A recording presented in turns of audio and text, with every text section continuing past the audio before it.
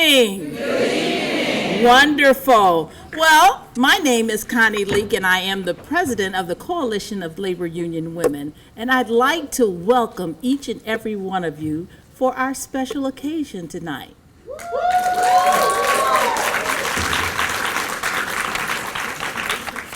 Before we get totally started, and first of all, I'd like to recognize the president of APWU, Mark Dimmenstein.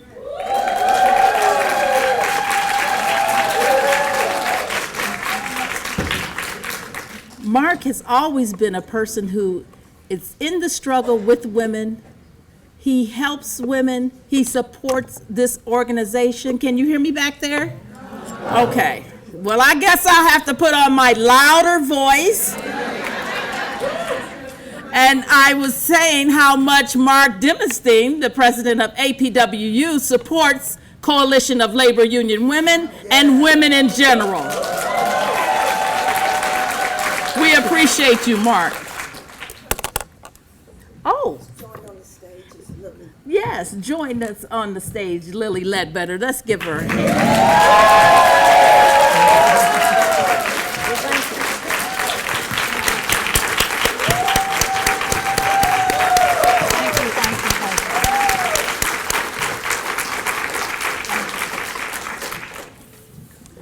Thank you.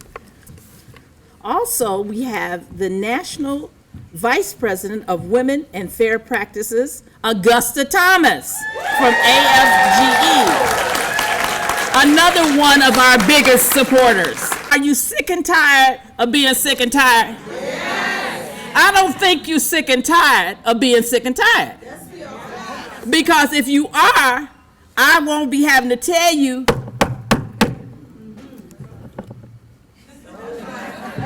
because you're going to be calling me and saying, we were out there knocking on the doors. We had to buy a new pair of shoes because we wore them soles out. We have to do this because you know what we're facing. I don't need to call no names. I don't need to call no names because the names that I call is not what we want to be in charge. And if you really believe that, instead of sitting on the porch talking about that's right, talking on the phone saying, oh, that's a shame, you need to do something. And doing something means getting off your rusty dusty, stepping out of your comfort zone, and being about the business.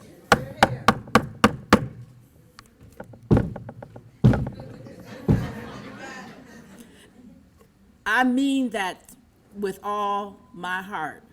I don't want my twin granddaughters to grow up under what we see that's happening out there now, because it's not equal for us.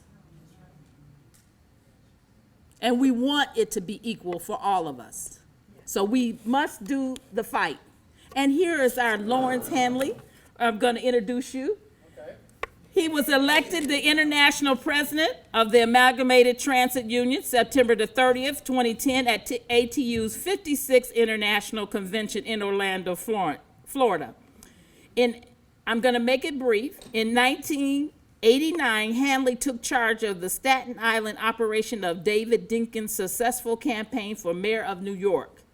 The local president was one of the founders of the New York Working Families Party in 1998. And in 2002, Hanley was asked by International President John LaSala to join the staff of the International as an International Vice President. He served in that capacity until his election and as International President in September of 2010. Please welcome the house man.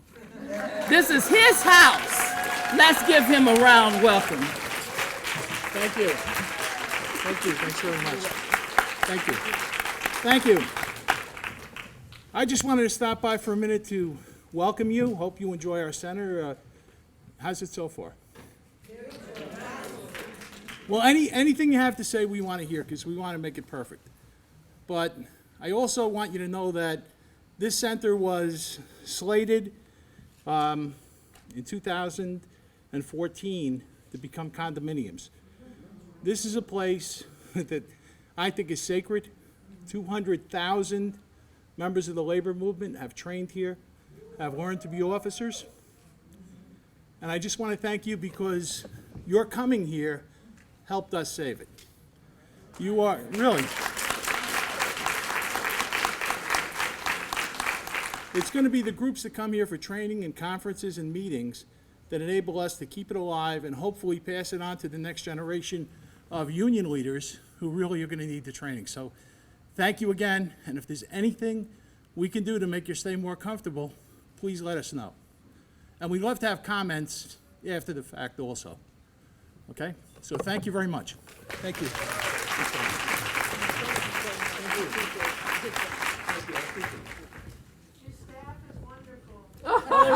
Yes. I just fired him. You should have told me 10 minutes ago. And what about that food? Now, for our appetizer, our meal, and our dessert. Lily Ledbetter really doesn't need an introduction. Her fight for equal rights in the workplace and her determination became a victory for the nation with the passage of the Lily Ledbetter Fair Pay Restoration Act.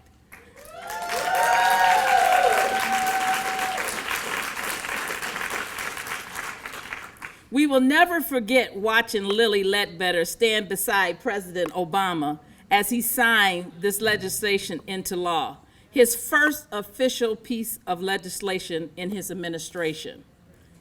CLUW is no stranger to this fight. We have stood with and supported Lily for many years.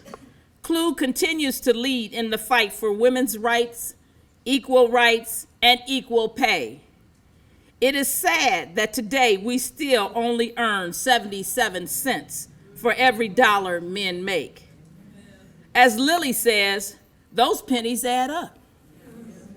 I could go on, but I want to present a true shero, an unrelentless advocate for women. Please give a CLUW welcome to Lily Ledbetter.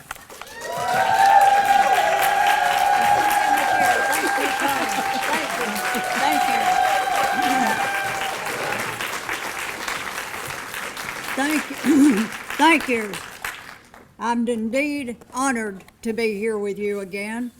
We were together in 2008 before the bill ever became law. We were up in Ohio lobbying around, wearing out our soles of our shoes, some of the CLUW people, visiting senators trying to get support for the Ledbetter bill in Washington. We did a lot of things and a lot of work. It was awfully hard. In fact, I saw the photo on your the sheet that's out there. That jacket I had on, the makeup ran down on it, being out there perspiring and it hot, but we still tromped the streets. This has been a long journey, and we've made progress, you and I, but we still have a way to go. And I'm here today simply because of you folks. You helped put the bill into the history, which put me there. And I appreciate you doing that. In case you haven't heard the story, I'm going to give you the Reader's Digest version, the real short version, which is my 5-minute testimony in the Senate and the House, which I did twice in the House and twice in the Senate, with many of you in the background cheering me on and supporting me. But my name became the poster child for unequal pay for equal work. Most of us do not want to be the poster child, but after I had worked at Goodyear for 19 years, when I learned how much less I made than the white men doing the exact same job, just a different shift, and why it took me so long. I worked for a corporation that said, if you discuss your pay, you will not work here. Prior to going to Goodyear, I had been district manager for H&R Block, and I had been assistant financial aid director at Jacksonville State University. I went there with a good track record. But Goodyear said, never discuss your pay, and they explained to me what the top, the mid, and the bottom was for being a first-line supervisor in production. Some jobs I've supervised as many as 52 to 60 people in union work. They were union, but I could not be a union employee. But I support the United Steelworkers Union today simply because those men and women that was in the union protected me, looked out after me, and covered my back, so to speak, helped me to keep my job.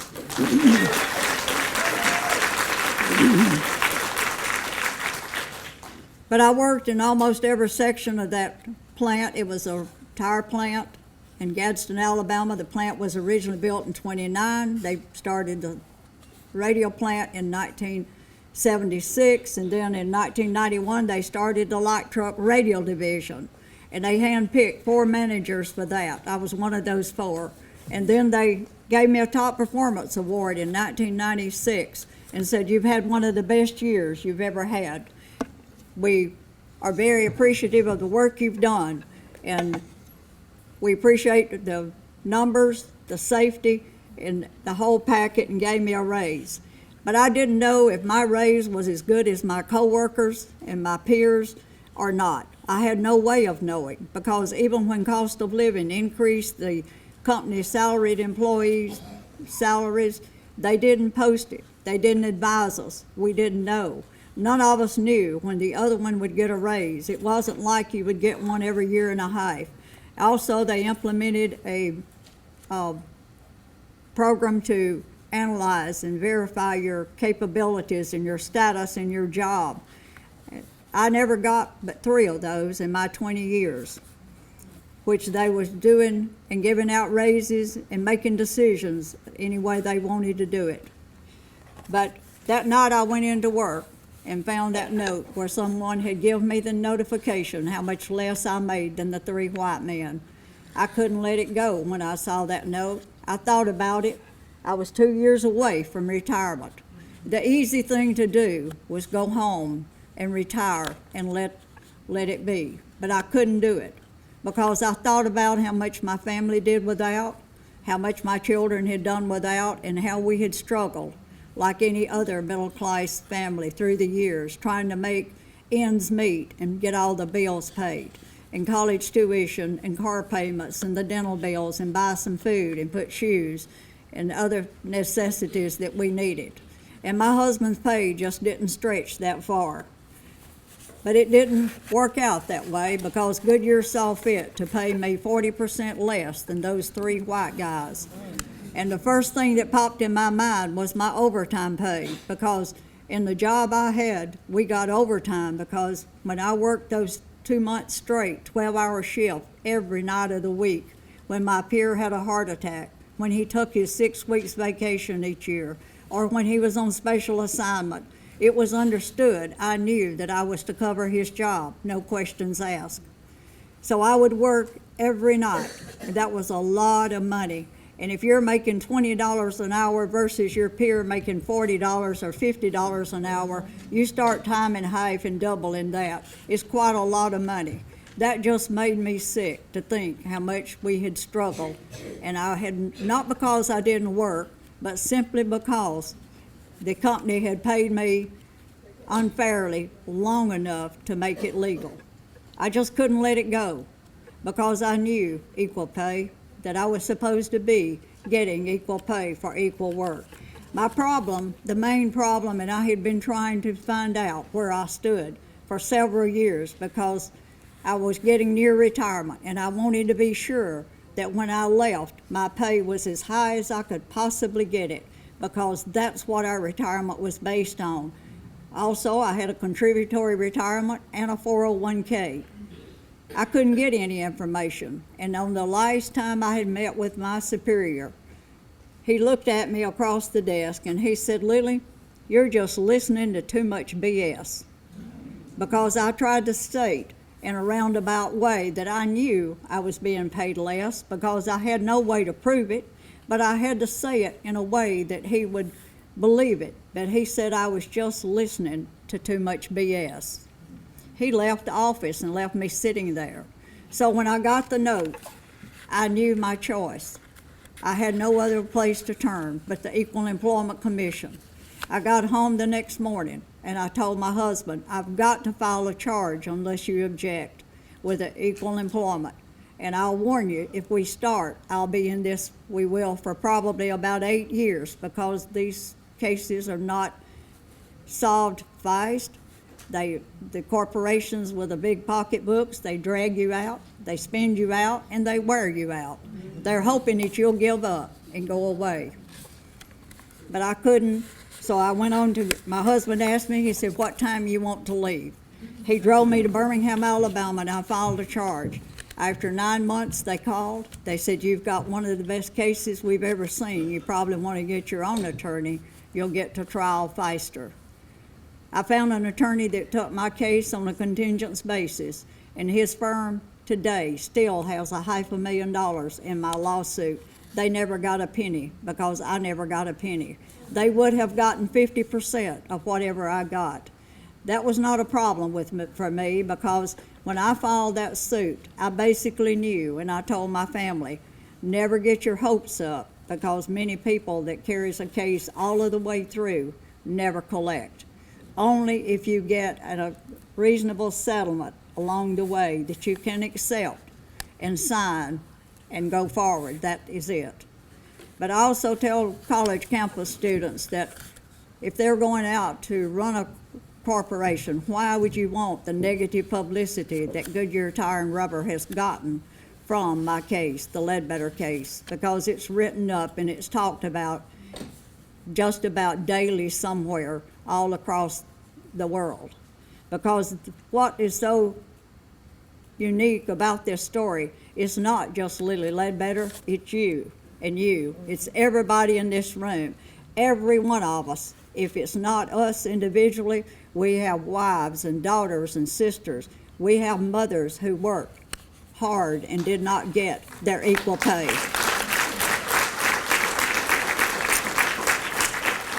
Let me tell you the other epidemic in this country. This country is made up primarily of senior women, and so many of us have moved in our children's homes as a resident with them because we don't have enough retirement to stay independent. And it's not because that woman didn't work. She may have worked 30 years as a nurse or a secretary or in a mill, but she didn't get paid fairly and she didn't get the retirement. And if her spouse dies, she only gets half of his Social Security. There's something wrong with a lot of programs in this country, but I'm still working on equal pay for equal work, honey.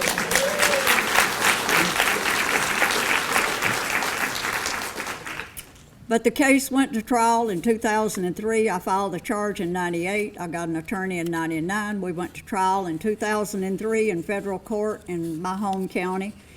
A jury of 7 people, 5 men and 2 women. After a week of testimony, and I had 2 women who'd worked for Goodyear. One was no longer working there, but she took a day's vacation from her job as a supervisor at Honda in Alabama, came back to court and testified for me.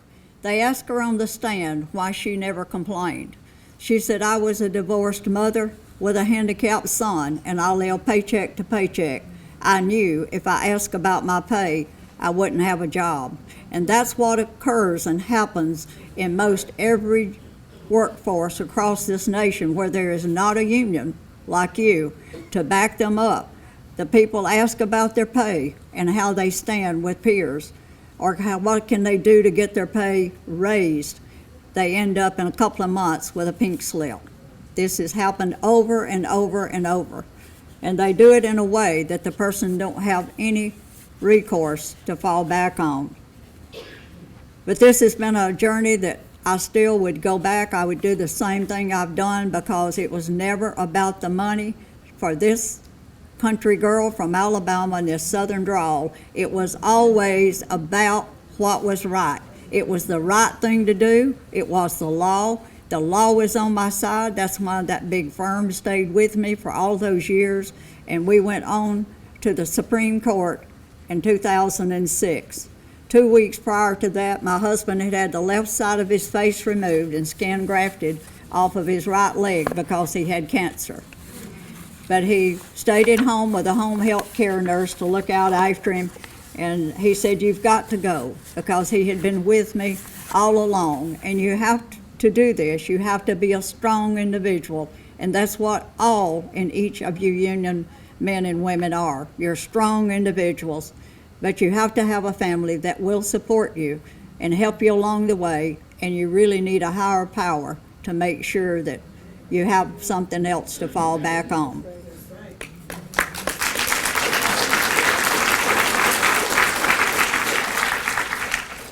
But this has been amazing journey, and what happened when that verdict came out after the case was heard in November of 2006, the verdict came out in 07 in May, and the publicity and the coast-to-coast people riled up.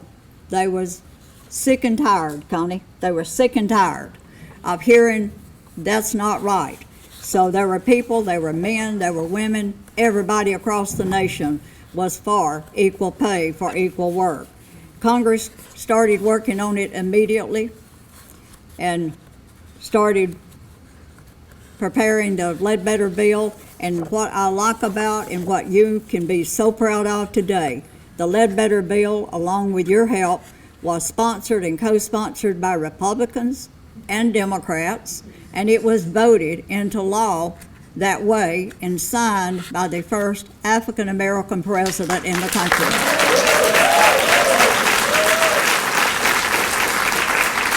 It's been a long time since I've seen some of you in the group, and some of you, I even have your photo hanging in my den at home from the 2008 convention that I was at. But it's been amazing how much work has been done and how hard we've worked and fought and what all the doors opened up. And I was told in Washington, and if you're in the audience and was one of those people lucky enough to get there in the White House that day for that bill signing, that was the first time that those groups had been to the White House in 8 years. 8 years. And we've been back many times. We've been back many times. And that was all through all of the hard work that we all did and the support we get from the others. But that was never my dream to start out in life, to have a lawsuit or to have my name on a bill. But this election this year, I thought in 2008 was the most important election in my lifetime after I had messed up those previous 8 years, because that's why my ruling got changed in the Supreme Court. The Ledbetter bill and the Ledbetter case should have been ruled in favor of the plaintiff as the other cases in the previous years. But they changed the ruling and the interpretation. They didn't follow precedent like Justice Alito and Roberts had said in confirmation hearings. But they were appointed and had just gone on the bench, and had Sandra Day O'Connor still been there, I would have probably gotten my award. But that Alabama federal court gave me $3.8 million for all of that money that they saw that I had lost in all those years, in overtime and just regular pay, and then for future retirement. Because you see, there's no way a person can collect when you find out. You can't go back. It's gone forever. That's why it's the key to get what you're entitled to up front, because raises are percentages. Alito read that opinion, and he said I was discriminated against, but my problem, I had waited too long. Well, what he meant was I would have had to file a charge the first 180 days of employment.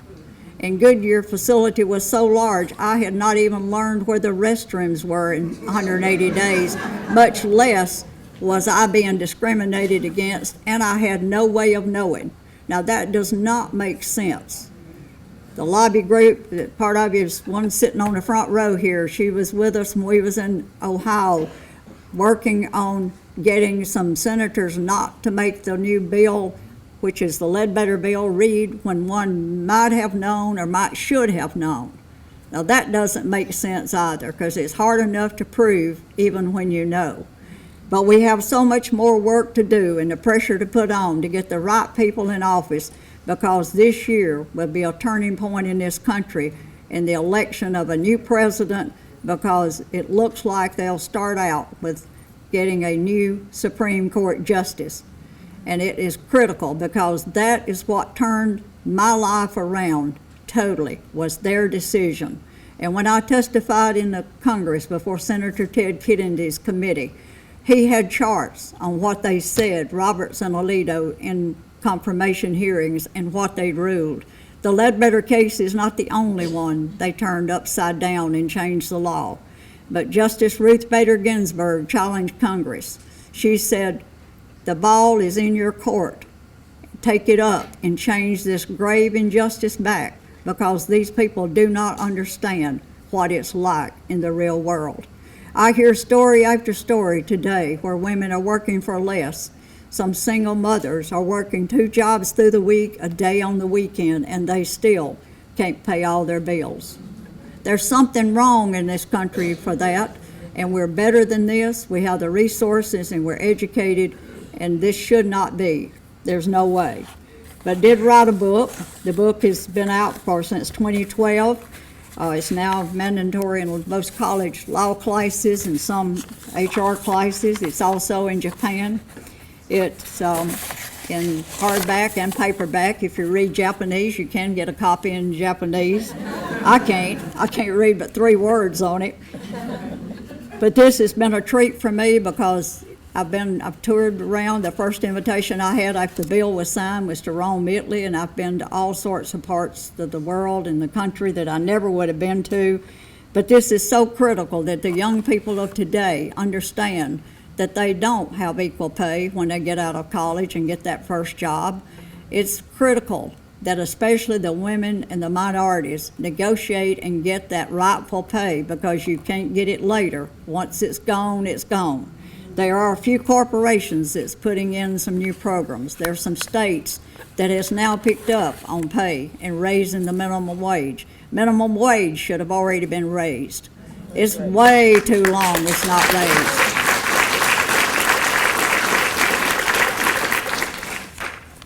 But the Ledbetter bill did keep the courtroom doors open. It did. And it was nothing for weeks and months after the bill was signed to get in a cab in Washington and the driver recognized me and he'd say, I sure do appreciate that money you helped my wife get. And I had no idea what he's talking about. Well, he heard me on NPR radio. He went home, explained to his wife, said, you've got that problem. She goes in and asks, and then a day or two, her employer gives her a check for $6,000. Wow. The lady in Mississippi got $125,000, and she could keep her job, but she quit right on the spot when the employer gave her the money. She went back to college, and she'll be graduating this year. She's been waiting tables, supporting her children, and taking that money and finishing college. The lawyer with a big firm in New York, she collected enough money from her employer with the Ledbetter bill that she could have retired. But she's still working because she said, now I get what I should, and I enjoy my work, and they know that I can do it, and I'm paid right.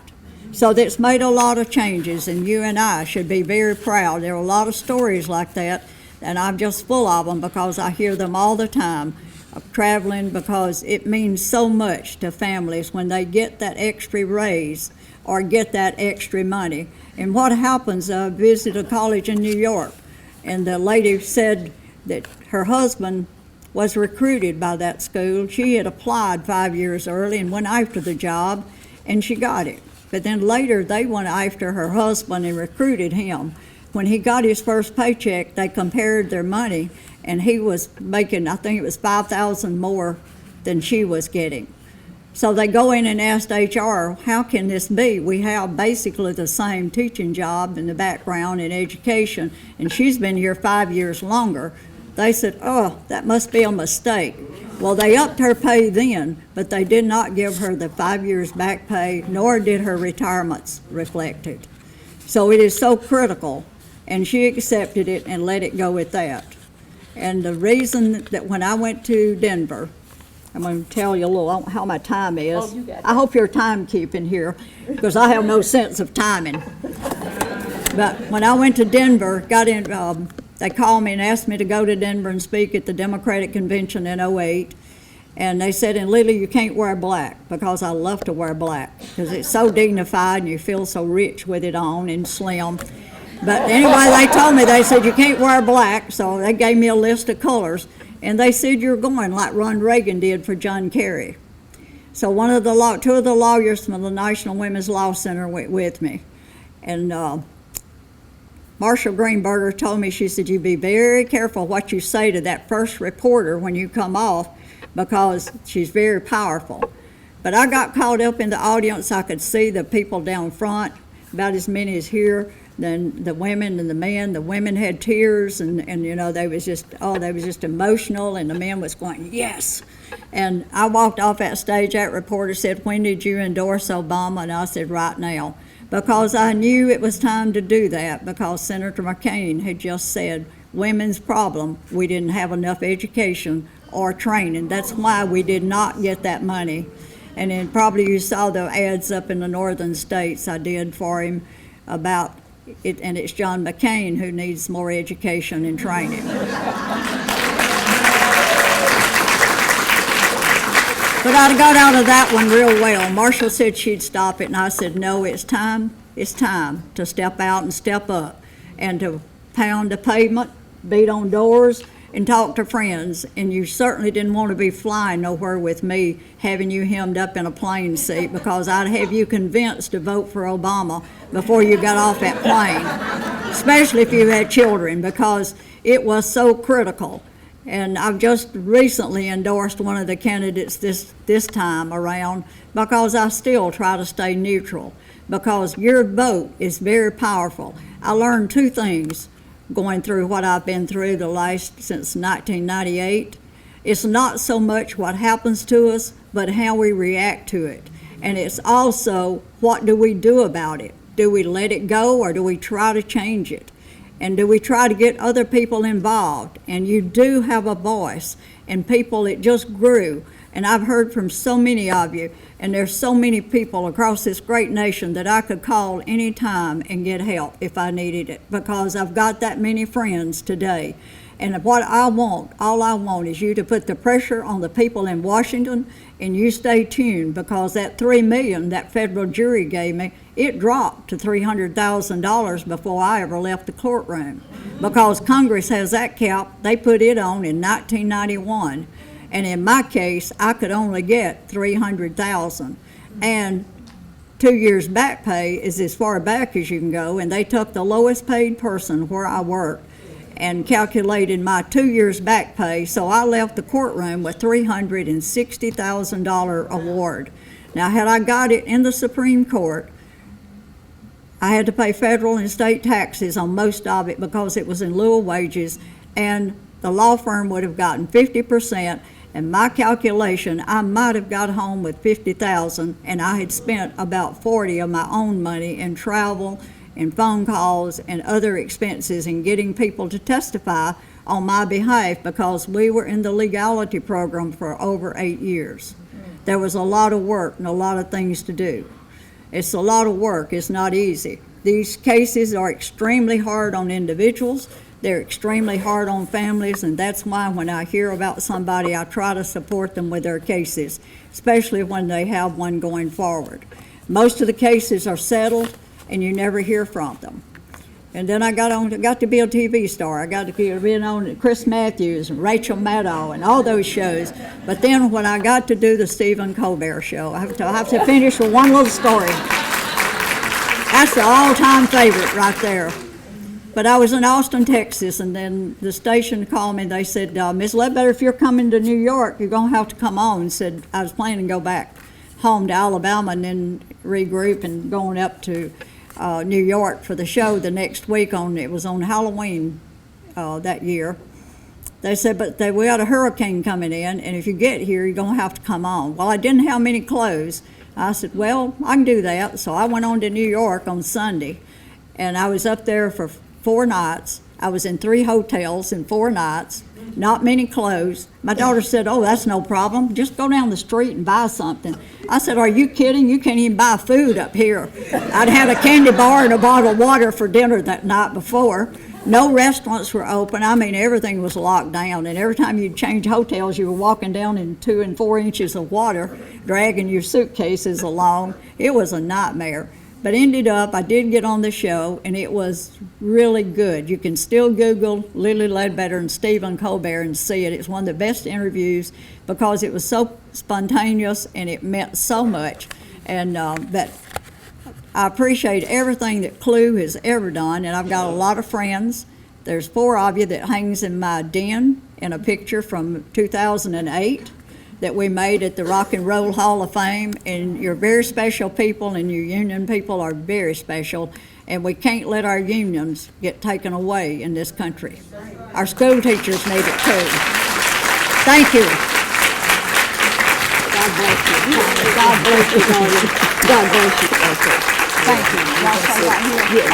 Okay. If that didn't inspire you, I don't know what is, because I know I'm fired up. Remember what she said, one person can impact a nation. Now, how many of you will impact change? I don't see but a few hands. I want to see hands because, see, I hear voices, but I can see hands. Click, click, click, click, click. I expect to see change made by each of you. So with that being said, I'm going to bring up Executive Vice President Dee Gorsica. Please welcome her. She's going to do the origin of the awards. Can you hear me?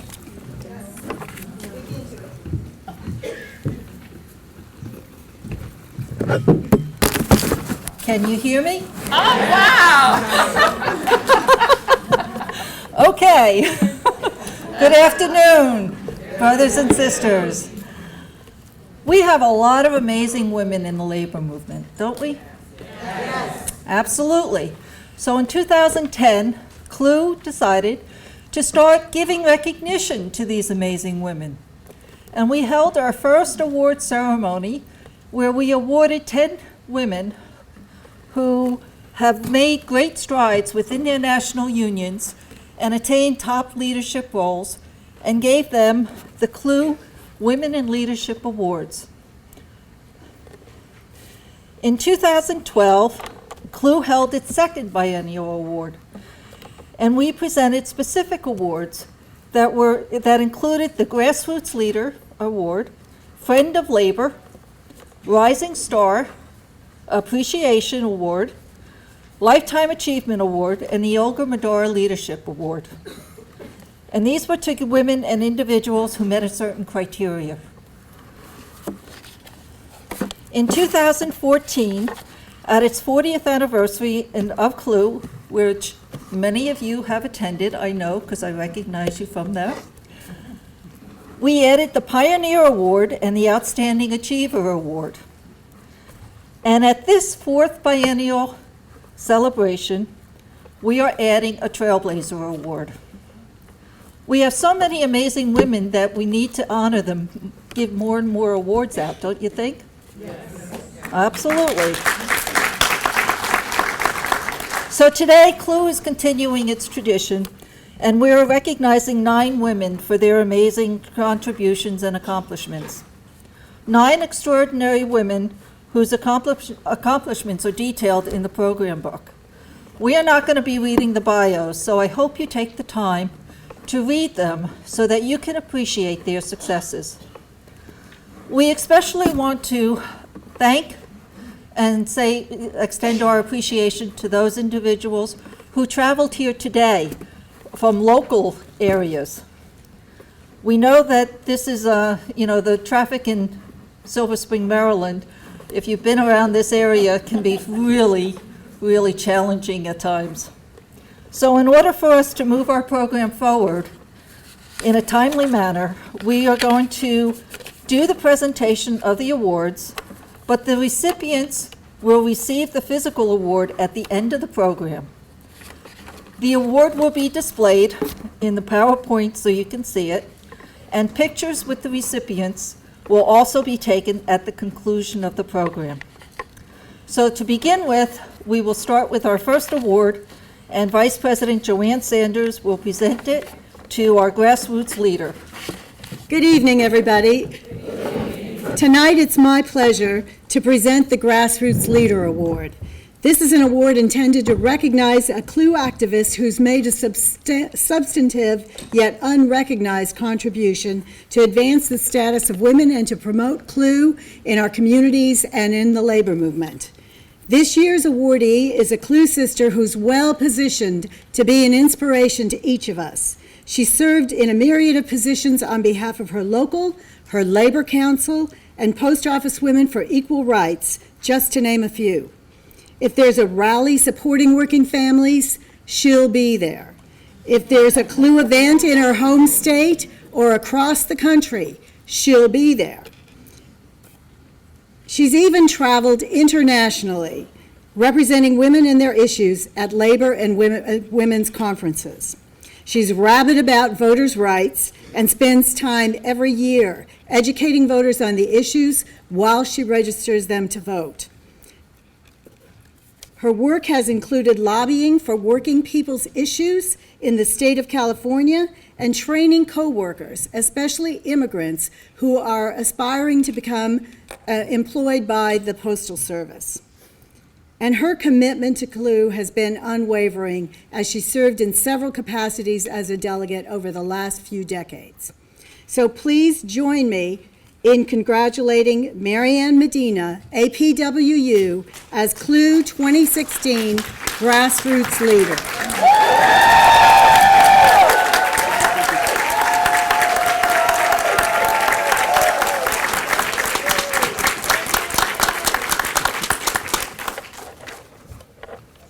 Thank you very much. Can you hear me? Yes. President Connie Leak, Officers Council,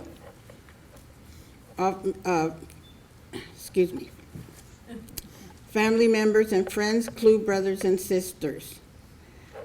You don't recognize it, but I have been a Toastmaster since 1989. But when you get up here and receive an award that really, that you never expected to get. So let me get started. My name is Maria Lola Ana Medina. That's me. That's how I was born. But when I was born, nobody ran to City Hall to register my birth. Why? Why do you think? Because I was a baby girl. And I didn't know that did not have a registered birth certificate till I tried to get my passport, and I had to file for a delayed birth certificate. So I know from the first day I was born, I was discriminated against because I was a female. Mm-hmm. So I've known discrimination all my life. I grew up in a whites-only place, so I know discrimination. But let me get started with thanking. I don't know who decided that I would get this award, but whoever you are, thank you. And whoever voted for me, thank you also. And this really means something to me because I feel like a grassroots person. Yeah. And everybody that knows me by now knows that I am a leader. Mm-hmm. And why am I a leader? Because I tell you what to do and you follow. Right? She got tired of being known as the president's girlfriend. So what she did was she yanked me over and she said, "You're going to go with me everywhere I go, because then they'll know that I'm not his girlfriend." So we have been traveling for almost 40 years already. So, and the next one I want to thank is Shirley Taylor, our MBA, because I nicknamed her Mikasa. Mikasa means my house is your house. Because everywhere I go, I'm retired since 1992. She makes sure that everywhere we go, I have a bed to sleep on. So that's why, and so she is really helpful to me. And then the next one that I have to thank is, Judy Beard, who is responsible for me getting to any CLUW convention, event, or whatever, and finding my name in the program without even knowing it's there. She said, "You're a Toastmaster, you can do it." So it has not stopped her from putting me in any kind of position because I'm older and I don't see too well. So anyways, she is really the one that has helped me a lot. And I appreciate our President, Mark Diemenstein, because so far he's given me 2 awards. I won't take too much more of your time except to tell you that when I was born, my name was Maria Lola Ana Medina. And you know me as Mary Ann Medina because the first day of school, the teacher asked me, "What's your name?" And I didn't talk then. I was too shy. My Aunt Carmen says, "Her name is Mary Ann Medina." And so I have been Mary Ann Medina since then. So thank you very much. Way to go, Mary.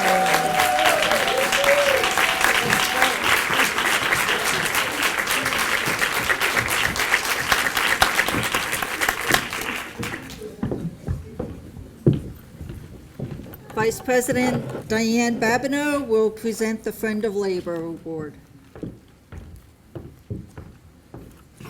Hi, good afternoon. I am going to be presenting the Friend of Labor Award. The Friend of Labor Award recognizes an elected official who has stood up for women and working families and helped to improve working conditions and preserve the collective bargaining rights for all workers.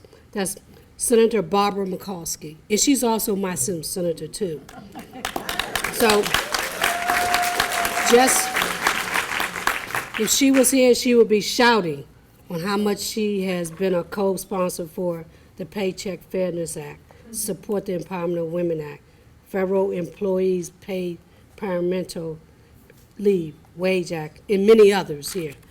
But we are sorry that the senator's schedule did not allow her to be here to accept this award. But Lori Edberg, her special assistant to Senator Mikulski, is here to say a few words on behalf of the senator. Let's give Lori Edberg a warm welcome.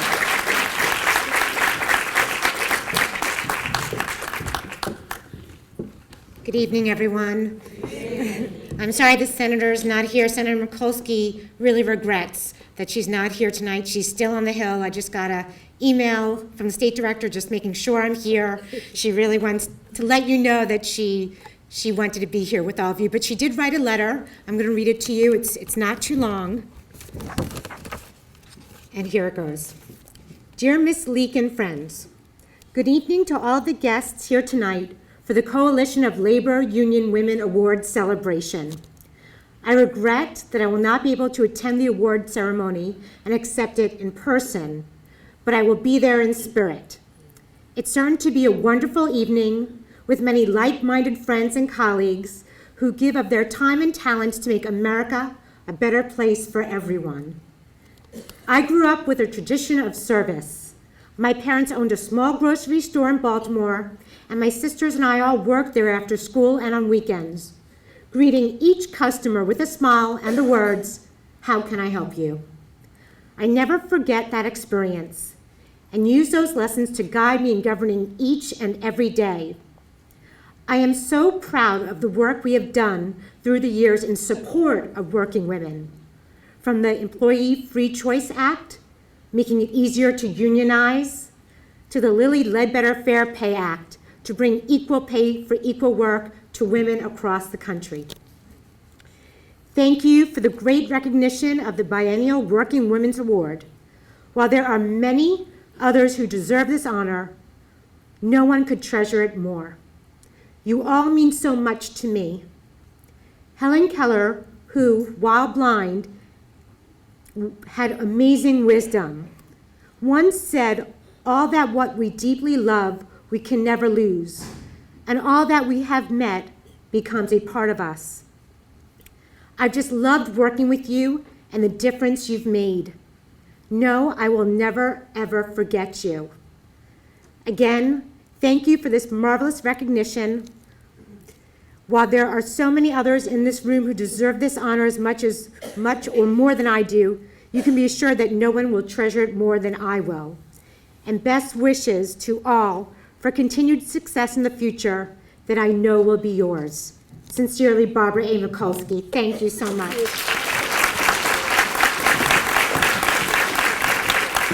Vice President Carla Insignia will present the Trailblazer Award, our new award.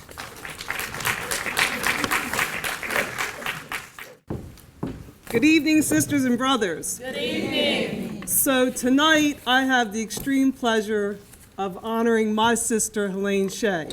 I'm not going to read her bio because it's in the book, but there's a couple things that I want to say about Helene. So when I was told that I was going to have the privilege of introducing her tonight, I went on Google and I Googled the word trailblazer.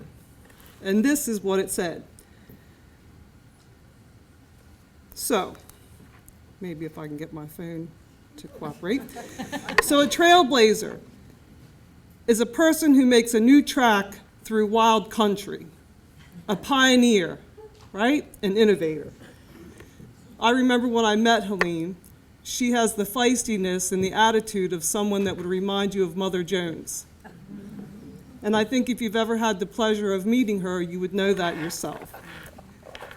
She has been an activist for more than 50 years. I know she doesn't look that old, but she has been at it for quite a long time.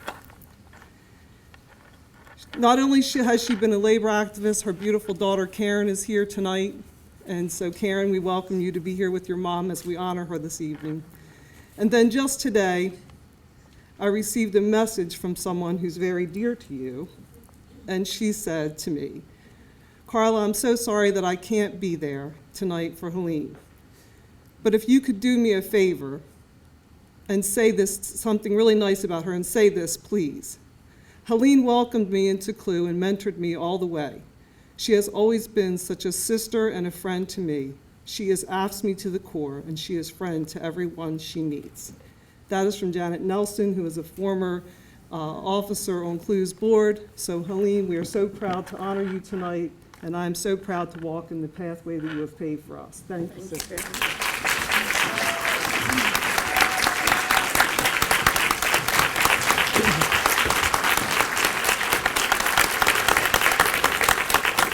I just have to tell you that when I receive the email or the letter, whatever comes over on the computer, and saying that I was getting this Trailblazer Award, it was 10 days later, and I go, what am I getting that for? What have I done? But I will say to you, as Lily Ledbetter said, I remember back in the 60s, I went for a job with Hamilton Standard, and I was told in the interview I had 3 strikes against me. I said, what do you mean 3 strikes against me? He said, 1, you're married, 2, you're a Catholic, and 3, you have kids.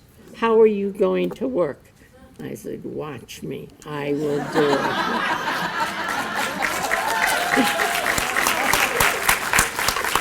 it. And guess what happened? He got kicked out before I did. But I think the years that I remember the first time that I got introduced to CLUW was in the University of Connecticut in New London, Connecticut, and Gloria Johnson came and talked, and I go, where did this woman come from? Oh, my word. And I think from that day on, I was just so filled with the women and the labor movement and everything that goes on, and it's become part of my life. And now I don't come to as many meetings because I'm retired, but I still work. I'm a labor arbitrator. So get your grievances in and get to the arbitrator.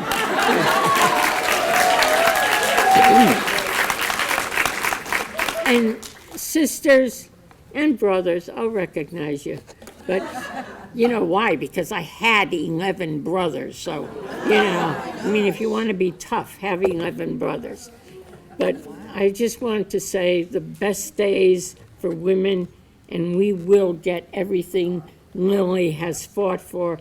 And we just have to convince the women that the men are not going to give it to her. I do have a husband, so, I'm not picking on him. But the women have to fight. And you remember that when you vote, who you are voting. 300 years they haven't done anything. It's time for us to show how it should be done. But thank you very, very much, and I love all you dearly, and I appreciate my daughter who drove down from New Jersey just to be here. So, thank you. Love you.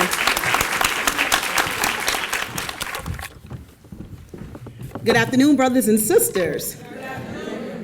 It is a proud honor for me to present the Rising Star Award. What are the characteristics of a rising star? So let me give it to you in a New York minute.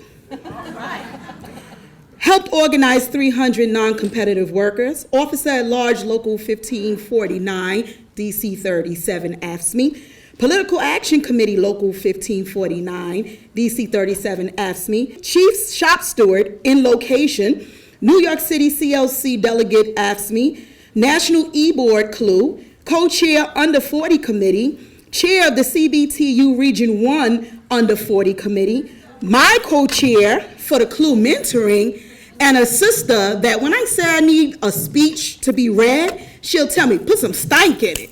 I said, well, what you mean put some stink in it? She said, it's boring, put some stink in it. So I hope I put some stink in this speech for you, sister, because I really love you. Natasha Isma.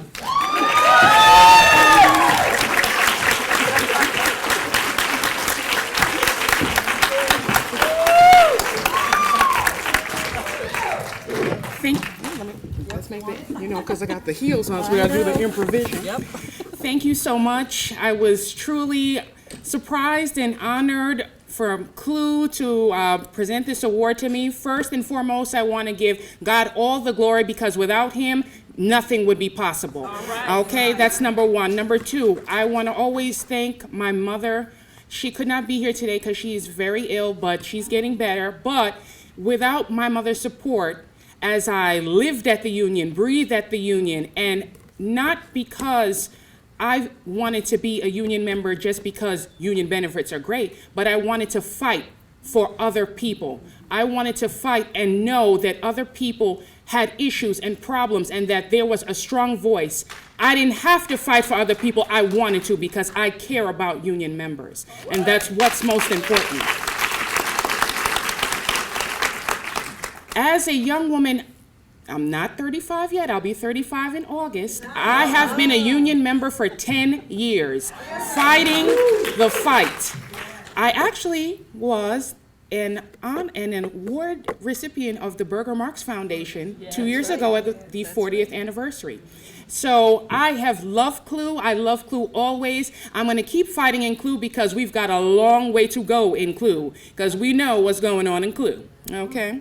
And so as we continue to fight, I want to also thank my young sisters that are here, my sisters and brothers, my IAM sisters, my Next Up sisters, all of my union sisters that are here tonight because you know what? We are all in this together. We are working as young women with our mentors by our side. We are going to be trailing ahead because nothing is possible without teamwork and unions. Thank you so much.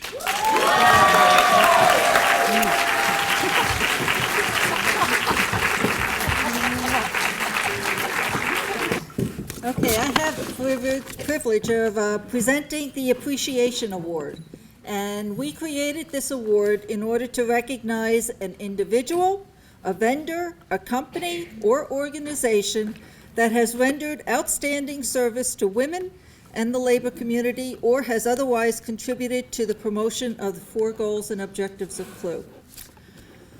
Carmen Berkeley is the youngest director for the Civil and Human and Women's Rights Department at the AFL-CIO. CLUW is proud to work with Carmen and everyone in her department. She has been a strong advocate for social and racial justice, as well as being outspoken on women and working family issues that are the basis for CLUW's programs and projects. Carmen is a strong supporter of CLUW, as well as a member, and is always there when we have asked her to do a workshop or speak at our convention and National Executive Board meetings. We are extremely appreciative for the immeasurable support we receive from Carmen so we can implement our programs. This award is a small token of our appreciation to Carmen Berkeley. Carmen wanted to be here tonight, but she is on travel. And we have Shiva Dene, but I knew I was going to mess that up. I am so sorry. From the Civil and Human Rights Department is here to accept the award on her behalf.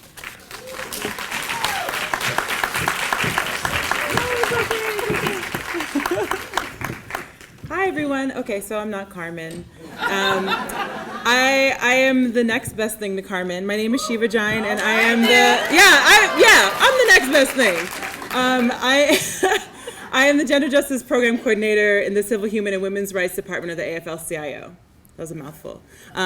So I work on women's issues, and I have joined, I've been in the department since last June, and I've been working very closely with CLUW since. And so it's incredible. I think I'm the luckiest woman in the movement, I think, because my 24/7 is about girl power, and that's pretty cool.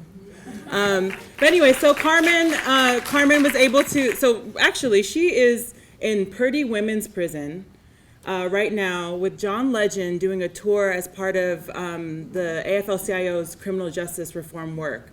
So, you know, women are everywhere, and there is absolutely an intersection between criminal justice and gender justice, and it is alive and well, and it's happening in this event that they're doing, and you know, they're tweeting and blogging about it throughout, and you'll hear all about it after it's over. But Carmen also was able to pre-record a video, so I'm going to tee it up. Hello, Coalition of Labor Union Women. Thank you so much for the Appreciation Award. I'm sorry I can't be there. Right now I'm in Washington State visiting a women's prison. 2016 is a critical year for women. We just released our report, Equal Pay, Equal Say, where we've been amplifying the voices of women all around the country. And whether it be in the workplace, in the household, or in the ballot box, 2016 is the year where we are going to make sure that women's voices are amplified. So I cannot wait to join with all of you in this fight, and I will see you soon. Thank you. Corresponding Secretary Benny Bridges will present the Lifetime Achievement Award.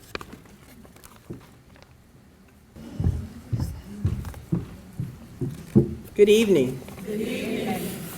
I am honored to present the Lifetime Achievement Award to Sister Dina Beaumont of the Communication Workers of America. Sister Beaumont is receiving this award based on her consistently working to advance and promote the rights of working people. Sister Beaumont demonstrated over an extended period of time a broad vision and proven leadership ability to affect, influence, and foster changes to assure and improve the protection of women and workers. Sister Beaumont is one of the founding executive board members of the Coalition of Labor Union Women. Sister Beaumont retired in 2005 after over 60 years of working with the union. In her early days, Sister Beaumont worked as Rosie the Riveter during World War II in a wartime defense facility in Los Angeles, California.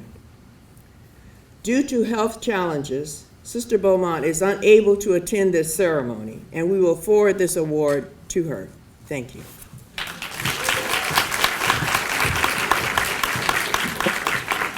Vice President Janet Hill will present the Pioneer Award. Good evening, everyone. Good evening. The Pioneer Award is intended to give special recognition to an individual who has been a staunch supporter of CLUW and the goals and objectives upon which we were founded. An individual who is a founding member of CLUW or a member of CLUW for many years and has worked to promote CLUW within the labor movement. This is Marcia Sikowski. She's attended the founding convention in Chicago in 1974, and she's devoted immeasurable time and countless vacation days, which I have personal knowledge of, helping to form CLUW into the organization it is today. She served on the National Executive Board of CLUW for many years in various positions, including being our national president. She's also in the USW Civil Rights Department, and she spends a lot of time still promoting CLUW. And it is my pleasure, my honor, to present the Pioneer Award to Marcia and for her support and devotion to CLUW. And I'm just very proud to be able to do this.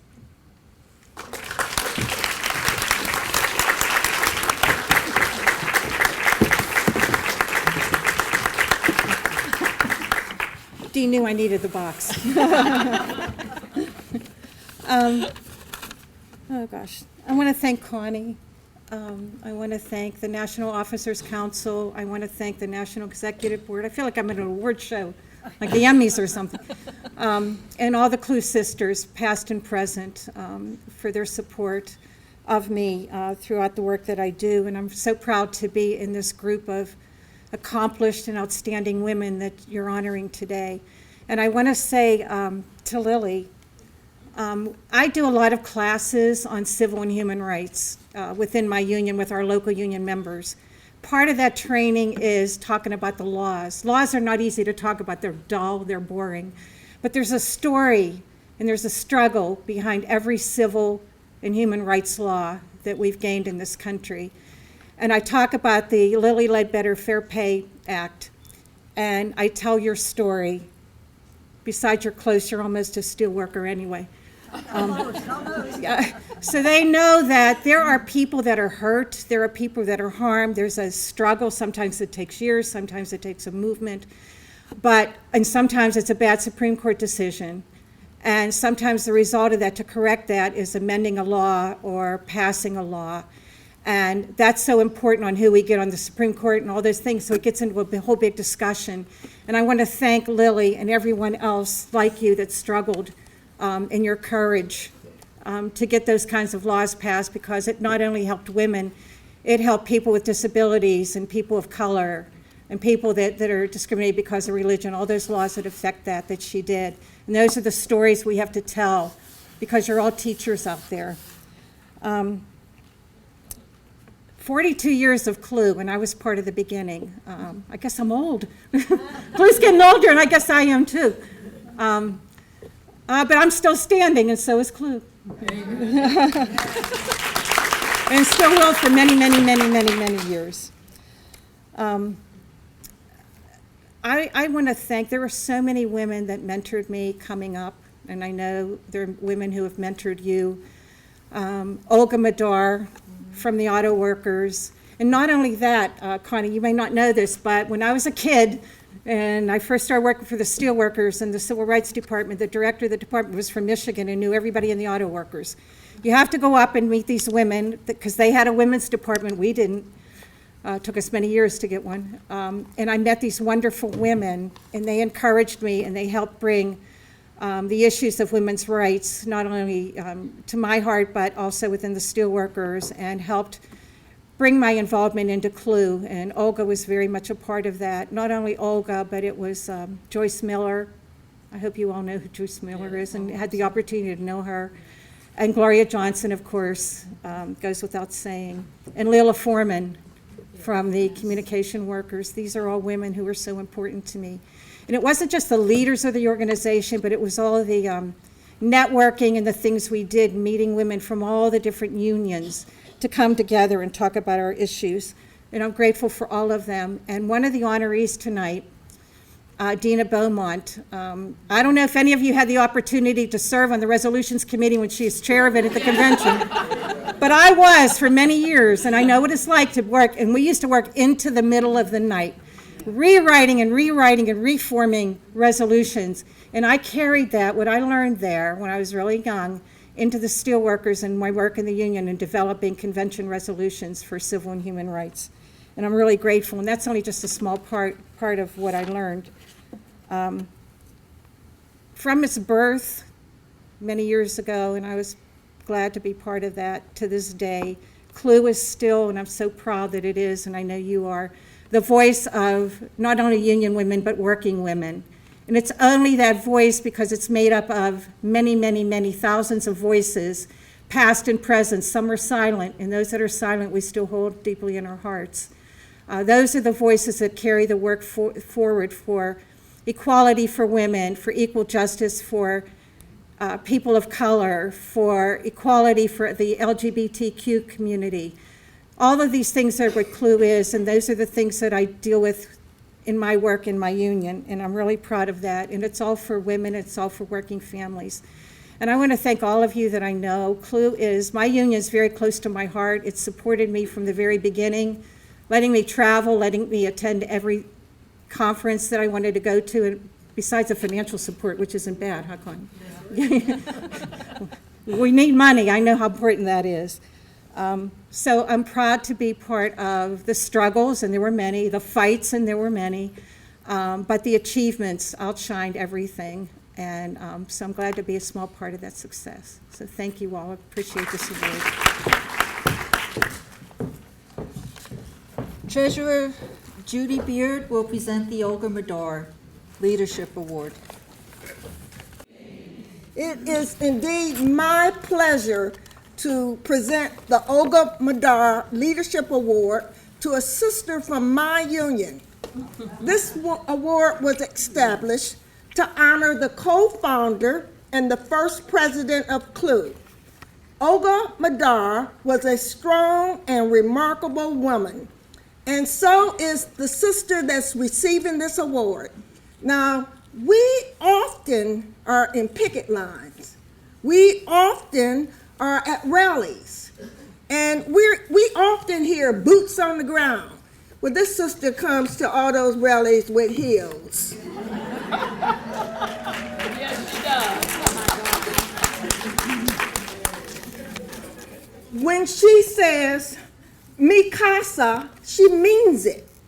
There has been so many sisters that could not afford to go to a meeting or a conference, and my sister Shirley will pull out her credit card. There has been so many sisters that may not have a hotel room. My sisters say, you can sleep in that chair, you can sleep in my room, I'll try to get a double bed, it's all right. Now, we need more sisters like that. We need more sisters that's gonna help other sisters. And Shirley Taylor, you are the recipient of the Olga Madar Award. You fight for women and men and working families every day. You are a member of the Coalition of Labor Union Women, of the Post Office Women for Equal Rights, of APRI, of Apollo, of CBTU, of LEFRA, and she a member of your family. Let's welcome our sister.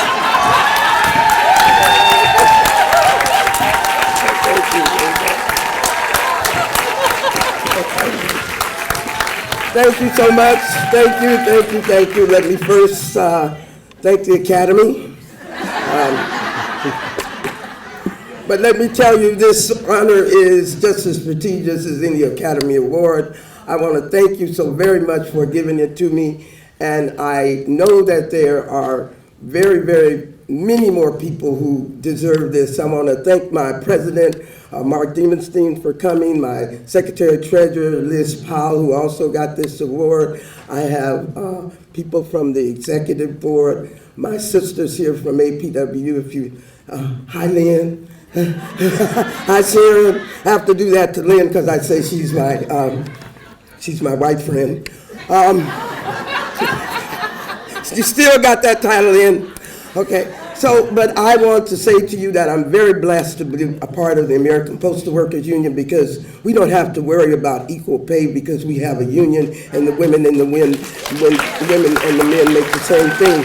But I want to say to you, Miss Ledbetter, I thank you, because my mother was a teamster, and she was a cannery worker. And if you knew anything about the cannery, they got to work in the summertime. Well, that didn't give them any damn retirement. The men got to work all year round, and they got retirement. But before she left, she got to work in those boxcars like those men because of women working and letting women get the same thing as men got. So she got a decent retirement. Finally, she got a decent retirement.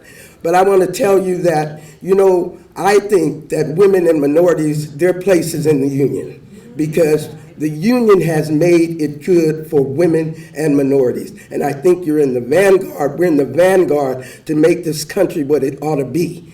And I know, you know, that all women and all men are not, You know, I mean, we got your Sarah Palin, my God. We got your Ben Carsons in the 999. I don't know where the hell they get these people from, but I wish the hell they stopped trying to represent me and mine, because they ain't got nothing to do with us. And we need to understand in this election, we got to get our butt out there. We got to walk. We got to talk. We got to drag people to the polls, because it doesn't do any good for us to sit back and not do any work. So I won't hold you long. You know, when a black preacher say that, you know you're going to be there for the next 2 hours. But I really mean I'm not going to hold you long. I do thank you so very much for this, and I thank you so very, very much for this. I love CLUW. I believe in the union, and you know, the women united will never be divided. Keep that together, okay? Bye-bye.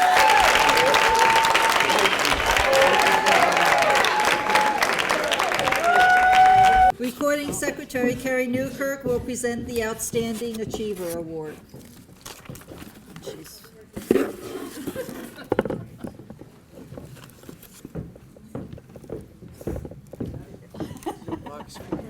I know. Hello, everybody. The Outstanding Achiever Award is presented to a CLUW member. The Outstanding Achiever Award is presented to a CLUW member who has worked above and beyond the call of duty to help implement CLUW programs, projects in support of working women and working families. I really think this award should be renamed the Helen Ramirez Odell Award, as she exemplifies and defines Outstanding Achiever. You can see from her biography, she served for 44 years as a nurse in the Chicago school system. She was chair of the Chicago Teachers Union Women's Committee for over 25 years. She's a founder and current vice president of the Women in Labor History Project in Chicago. Now retired, she's still active in her union, even serving as a strike coordinator in the Chicago Teachers' historic 2012 strike. As a CLUW member for over 40 years, Helen has chaired our Women's Health and Wellness Committee, which is our most active and dynamic, the most active and dynamic committee on our executive board. She's been instrumental in educating our members on a broad range of issues that are critical to our health and well-being. She makes sure we have exercise sessions at each meeting. She's amazing. If for no other reason, Helen deserves this award as she has co-chaired CLUW's Resolution Committee at our national convention since 2009. If you've ever served on a resolutions committee or heard a resolutions committee report, she has worked so hard to bring order out of chaos. And we are deeply appreciative for her work in her union, in her community, and with CLUW. She is indispensable, and again, the definition of achievement above and beyond. And so, Helen, there you are. I'm so glad she's here. Helen Ramirez Odell, with great appreciation. Thank you, Sherry. That was beautiful. Sisters and brothers, thanks so much to President Leak, Carrie Newkirk, the Officers Council for this unexpected and wonderful, prestigious award. I'm so grateful and so surprised. Now, I have to tell you, as a nurse, it wasn't easy to become an active union leader. And I learned so much from the CLUW women who came before me. It's Addie Wyatt who said, life can be better and we need to make it so. And believe me, as a nurse working in the Chicago Public Schools, I knew we had to do a lot. So I learned to become strong through Addie, through Clara Day, through so many people in CLUW who are no longer with us. From my sisters in Chicago CLUW, Katie Jordan in the chapter has been going strong for decades. From my AFT sisters and brothers, Barbara Van Blake, especially a former vice president. You have taught me all I know. I'm sorry Dina Beaumont can't be with us tonight because I served on the resolutions committee under Dina, and she taught me everything I know about resolutions. And it is work to shape those resolutions into something that you can look at, study, decide to adopt, and then make it into CLUW policy. So it's something super important to all of us. The CLUW Women's Health and Wellness Committee has truly been a labor of love, and I think we've accomplished a lot over the years. Women survive breast cancer much better. We've worked a lot on that. Our CLUW cervical cancer project, we contributed a great deal to making HPV testing available to all women and the HPV vaccine. And in this day and age, no woman in the United States should ever die of cervical cancer again. And I'm really, I'm really excited about our current project, Spread the Word on Coronary Artery Disease. Carolyn Jacobson, I don't think she's here today, but of course she's worked so hard on that with us. But we are going to really take some giant strides in beating coronary artery disease, because as CLUW goes on, we need to be stronger and healthier, and together we can all achieve CLUW's goals. Thank you very much. Thank you. Okay. Can we have another round of applause for all of our recipients? To thank Sister Lily Ledbetter for joining us this evening. Let's give her another hand.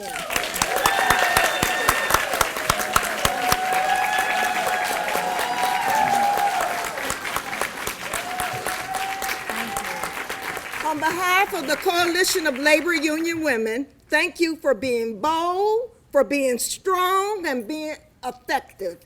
We present to you a lifetime membership and the Lily Ledbetter for Paycheck Act of 2009, a picture of the Capitol. Thank you so much for joining us and all your work. Thank you. Thank you. Thank you.